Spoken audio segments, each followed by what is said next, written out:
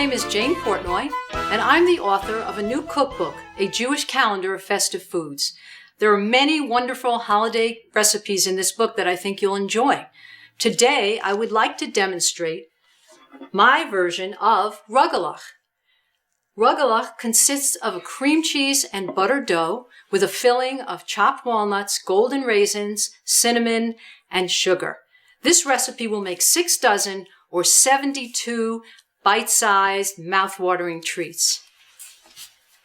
In order to approach this recipe, I usually divide it into 4 parts. The first part is the shopping. Secondly is making the dough. Third would be making the filling and the topping. And finally, the fun part, rolling the dough, filling the rugelach, and baking them. So, one point I'd like to make about the first part, and that's the shopping. It's very important to shop ahead of time and have all your ingredients at hand in the house. It's a waste of time, it's tiring to have to run out to the store and you never know when they'll be out of an ingredient. So shopping ahead of time is always a good thing. Secondly, making the dough. An important point about making the dough is having all our ingredients at room temperature. So I've got the cream cheese, sweet butter, and the egg at room temperature. Now, we're going to now make the dough, and you'll see that I have everything out in place. All my ingredients are measured out, and this is called a mise en place. In French, that means put in place. And you can be organized, you know that you have everything on hand, and then you can proceed to put your dough together. So the first thing I'd like to do is measure out my flour. Now, baking is an exact science, and I like to be precise when I measure my ingredients. So this recipe calls for 2 cups of sifted flour, 2 sticks of sweet butter, 8-ounce brick of cream cheese, and I use regular cream cheese, not low fat, 1/4 teaspoon of salt, and 1 egg yolk for the dough. I will reserve the egg white for later when I actually glaze the rugelach. So, the flour first. The first thing I want to do is sift my flour before I measure it. So I'm going to put my flour into, you can use a sieve or you can use a strainer, or you can use a sifter. So I'm just going to go ahead and sift up a bunch of flour. And then after I sift it, I will measure it.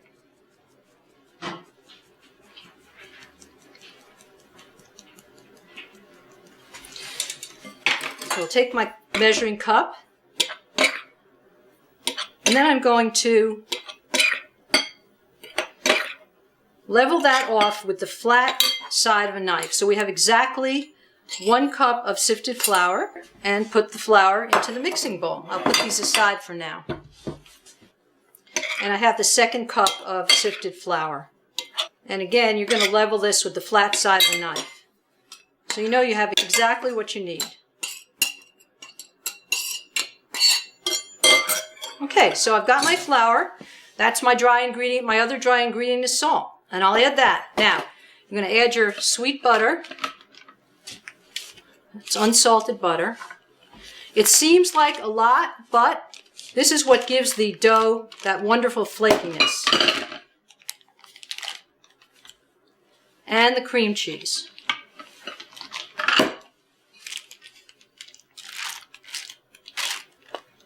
I'm going to take a pastry blender, and I need to blend the butter and the cream cheese in with the flour. And I like this bowl because it has a wide surface and it makes the blending a lot easier. What you're going for is to blend the butter and the cream cheese until it achieves the size of small peas. You don't want it too fine because you want to have some pieces of butter to maintain that flakiness. That's what's going to cause the flakiness in the recipe. You may have to clean off this pastry blender a couple of times. But you see that it's beginning to break into small pieces. So we'll keep doing this for a while. Again, having a flat, large surface like this makes the blending a lot easier. And these pastry blenders are very nice. In old recipes, they talk about using 2 knives to do this, but the pastry blender is a lot easier. I'm beginning to achieve what I want here. Okay. So now you may be wondering, how is all this going to come together in a dough? And we're going to add one more bit of moisture, and that's going to be an egg yolk. So I need to separate my egg.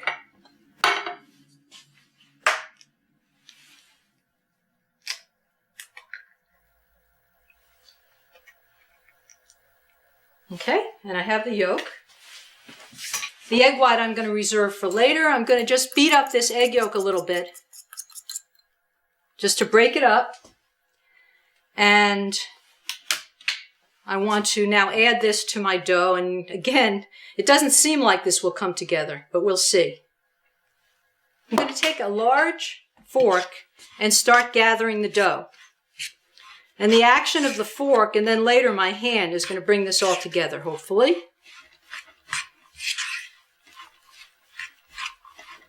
You can see that it's beginning to clump together a little bit. It's still not where I want it.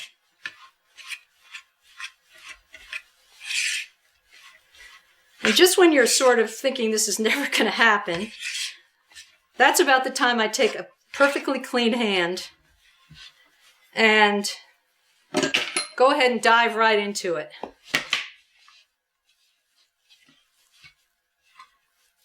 There's a lot of moisture in the butter and the cream cheese, and that's also what's bringing it together, not just the egg yolk. And now I'm beginning to get my dough. You're able to knead this right in the bowl. Now you're seeing that the dough is coming together. You can use a little pastry scraper like this.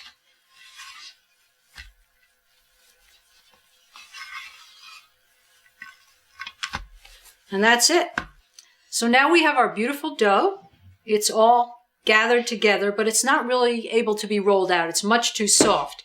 So we're going to divide this dough and we're going to chill it. I almost call it like a curing process. And once it's chilled, it's really easy to handle. If I tried to roll this out now, it would just be a big mess. So I'm going to take this and put it on a floured board and divide the dough. So you want a log of about 9 inches, and I'll go ahead and just use the measuring stick to see where I am here. And it's just about 9 inches. And what I'm going to do is divide this log into 6 portions. I divide it into 6 because I like tiny bite-sized rugelach. If you like larger pastries, you could actually divide the dough into 4 parts. But today we're going to divide it into 6. So the first thing I'm going to do is divide the dough in half.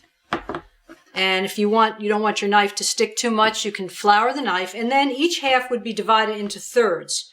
You can measure this or you can eyeball it. I'm going to go ahead and eyeball it. So here are my 6 portions of dough. And if you recall, I said at the beginning that we're going to have 6 dozen or 72 pastries at the end of this, so that each portion of dough is going to yield 12 pastries. So what I want to do now is take each portion, pat it into a disc. I'm going to take a piece of plastic wrap,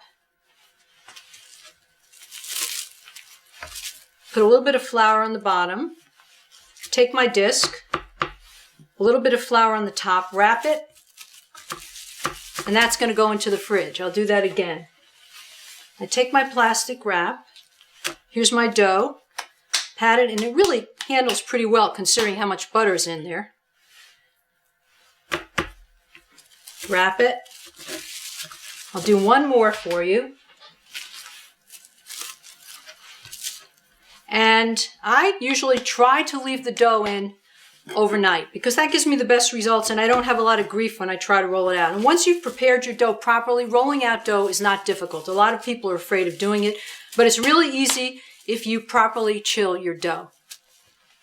So now we have our dough chilling in the fridge. And by the way, I'd like to make another point about the dough.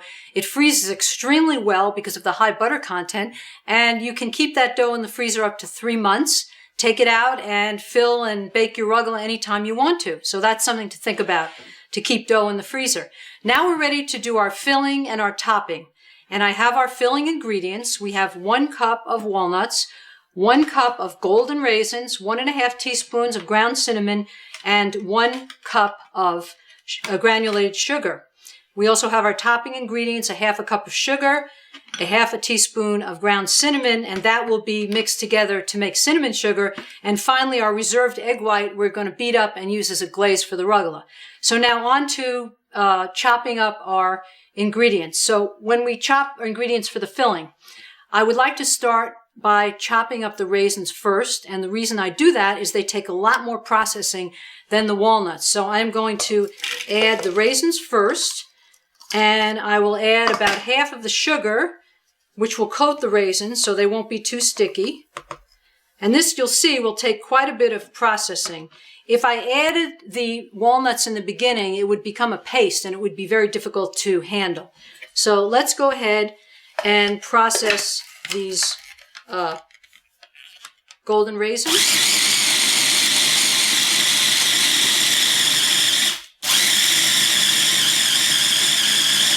They're still not quite there.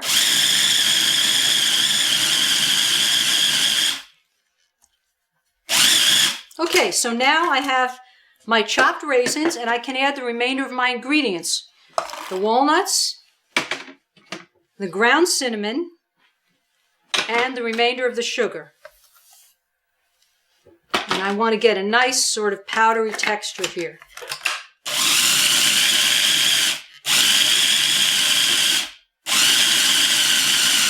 You can use a pulsing technique.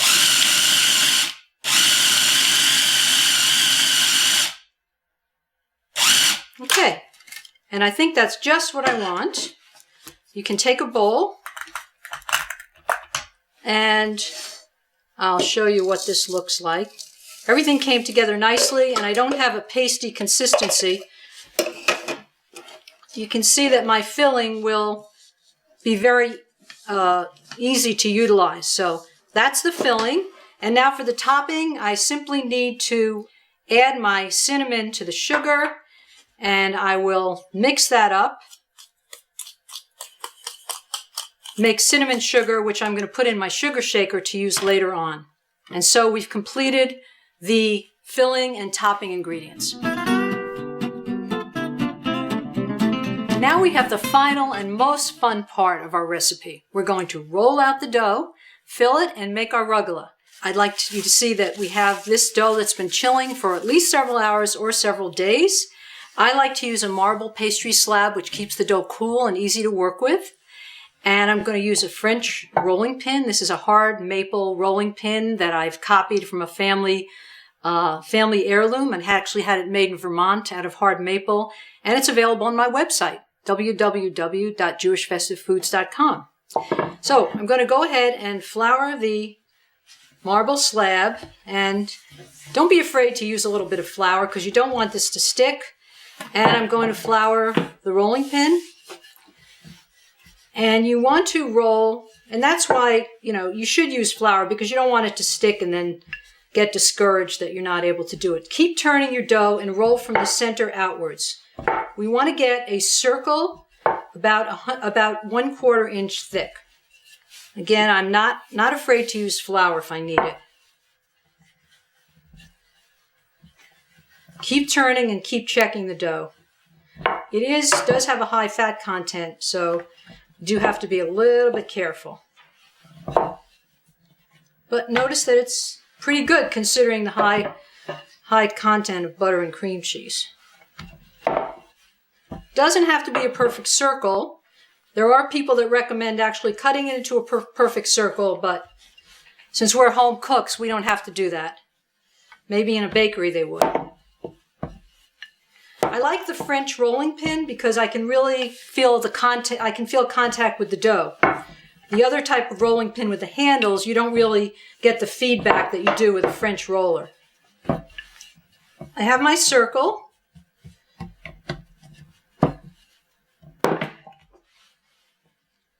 And it's in pretty good shape. I'm going to use about 3 tablespoons of our filling.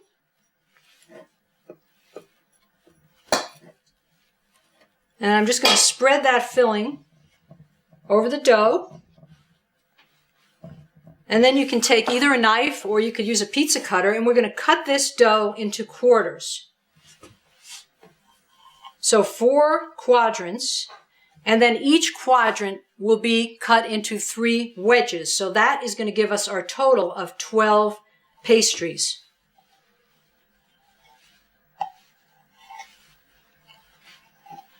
And now, the moment of truth. Will our pastries stick to the surface or not? So now we're going to roll our rugula. You want to roll from the wide end to the point.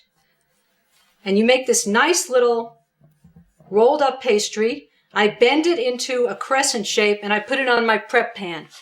And I'll explain to you in a few minutes why I use a prep pan. Again, I roll from the wide end.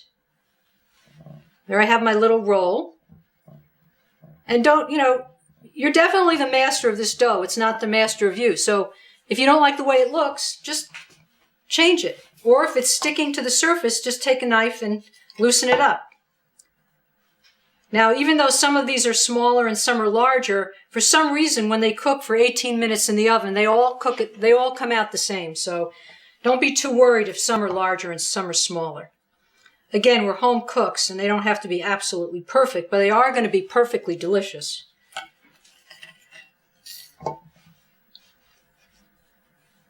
One of them jumped up just then. Probably could have used a little more flour, and my dough is a little soft at this point, so it's just sticking a little bit. So you can see I already have 6, and I'm trying to get 12 out of this.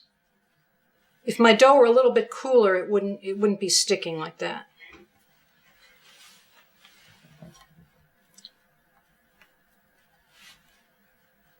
Again, if I don't like the way it looks, I'm just going to sculpt it the way I like it. I actually have a little piece of dough there too that jumped up at me. Okay, so this is our first. I'm going to fill this one, even though that'll be for the cook. It's still good, even though it doesn't look pretty. That's our first piece of dough, and I can just clean this off. Either reuse it, or I can just move it off to the side, and I'm going to do this one more. I'm going to see if I can do a better job of rolling this one out. Again, I'm going to flour my marble. Flour my pin.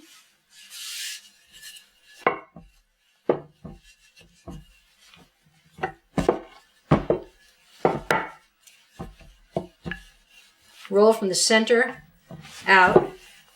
You can leave it a little bit thicker, and then it won't be so difficult to handle.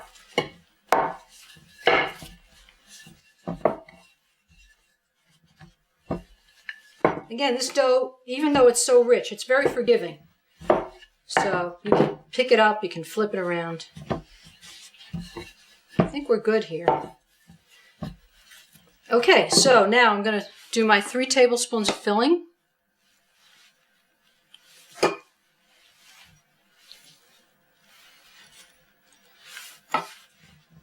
Okay, move this around. I'm going to cut this into quadrants. Each quadrant into 3.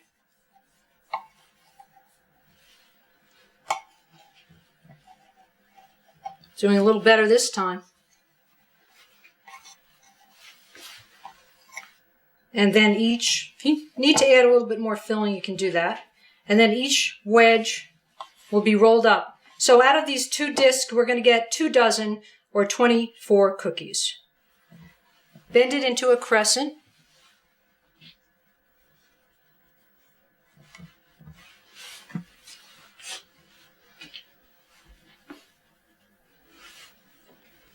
Again, you shape it the way you want to. You will be in charge of the dough. That one's sticking, so I'll just use my knife to bring it up.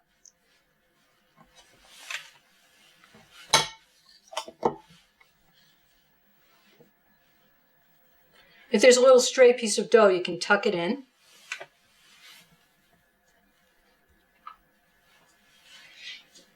We're almost there with our 2 dozen cookies.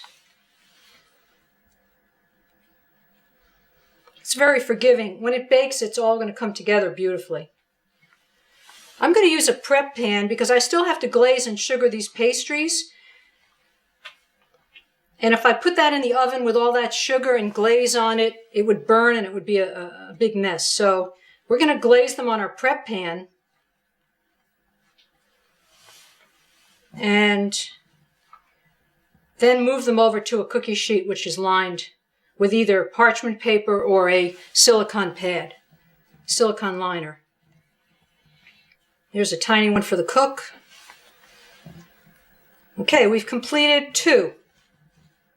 Now, if you have your dough in the freezer, you can, and you don't feel like making any more than 2 dozen, you can just bake off 2 dozen and do the other 4 dozen at another time. So now we have our 2 dozen rugelach, and I'm going to make a glaze, and we're going to use our cinnamon sugar. So I have the reserved egg white, and we'll just break up the albumin with the whisk. You want to sort of do this until it foams up a bit. Otherwise it kind of hangs together and you don't want that. Okay, so when you see the foam, that'll be your glaze. And I have a little, you can use a pastry brush. This happens to be a silicone pastry brush, which is very easy to use. And I have my cinnamon sugar. So this is my prep pan. I don't care how messy I get. I'm just going to glaze these generously. This is going to give shine, and it's going to let the cinnamon sugar adhere to it. Definitely wouldn't want to put that prep pan in the oven because it would burn and make a big mess.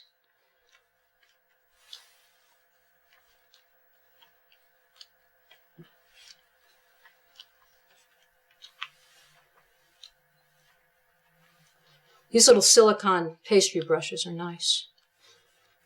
Okay, so we glaze that. And now generously, with our sugar shaker, top each one. And we're almost there. We're almost ready to put these in the oven. Okay, we're all done. Now I'm going to transfer this to a cookie sheet. You either want to line your cookie sheet with parchment paper, or this is a silicone mat, which is very nice. And I'm just going to transfer these now. They don't really expand or spread very much, so don't worry about putting them close together. It's not like a cookie there's no leavening, there's no baking powder, baking soda in this recipe, so they're not going to spread out the way a cookie would, so you don't have to worry about it. And then we're going to bake these off for 18 minutes in a 350-degree oven. And you will have some happy people after they're done. Okay. And now we have completed our rugelach, and we're going to put them in the oven at 350 degrees, and in 18 minutes we'll have fresh baked rugelach.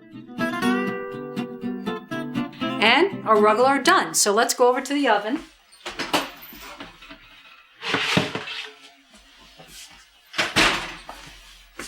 And now we have 2 dozen home-baked rugelach, and they smell as good as they taste. And I hope that you will enjoy trying this recipe from my book, A Jewish Calendar of Festive Foods, which is available on my website, www.jewishfestivefoods.com.